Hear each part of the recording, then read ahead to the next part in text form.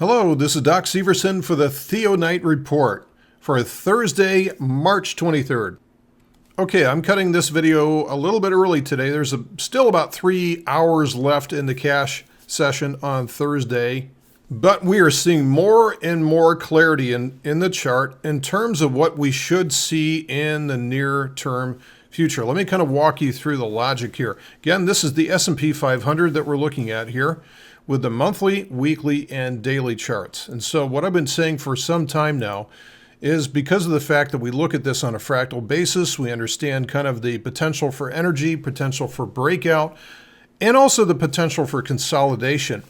And this is what this signal is showing in a very clear and loud manner right now, is that we have both of these parent time frames as we've gone through this just unbelievably straight line move. You can put a ruler on this thing, and these are very rare moves. Unfortunately, these take a lot of energy out of the market to prop them up and keep them going for this long without a rest. And so this market is desperate for a rest. But in these days of negative interest rates still around some areas of the world, we know what that means.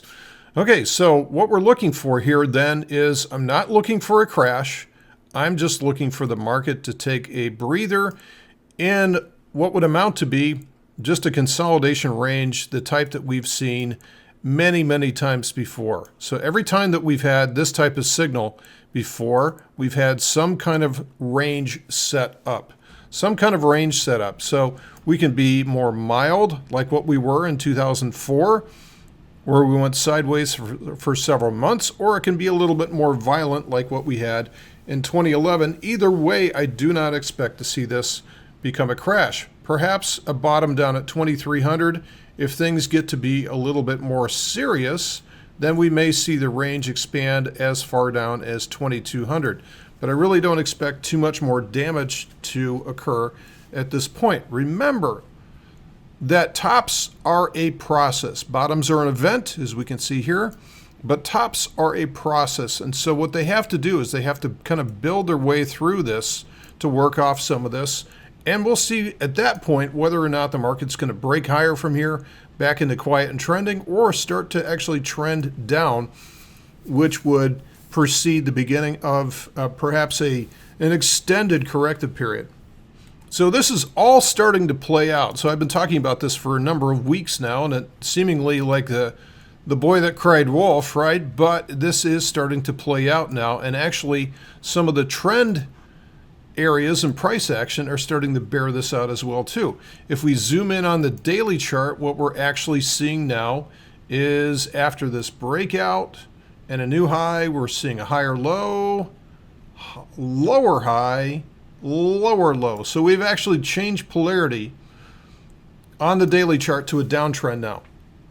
Now, this is not the beginning of a downtrend on the monthly chart yet.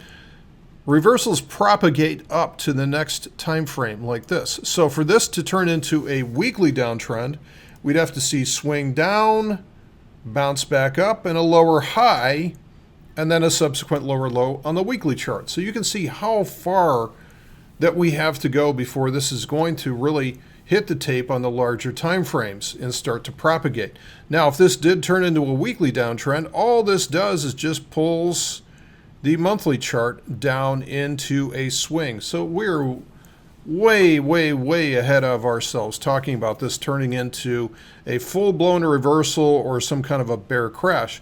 All this is going to turn into in the short term is just a deeper consolidation pattern.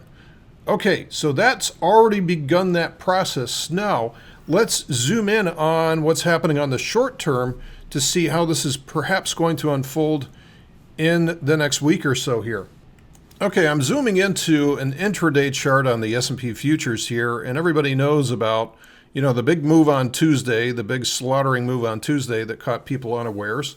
Again, let's get a grip here. It was only 29 handles on the full cash S&P. So that by itself is not a crash. We've had much stronger selling initiations than something like a 29 handle return. But so far, what we've seen as far as any kind of a dead cat bounce is a lot of indecision right now. And of course, a lot of this rally has really been built on the new administration's agenda. And so this is the first real test of that.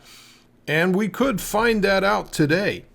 We could find that out by the end of today in terms of whether or not the health care bill replacement is going to pass the House.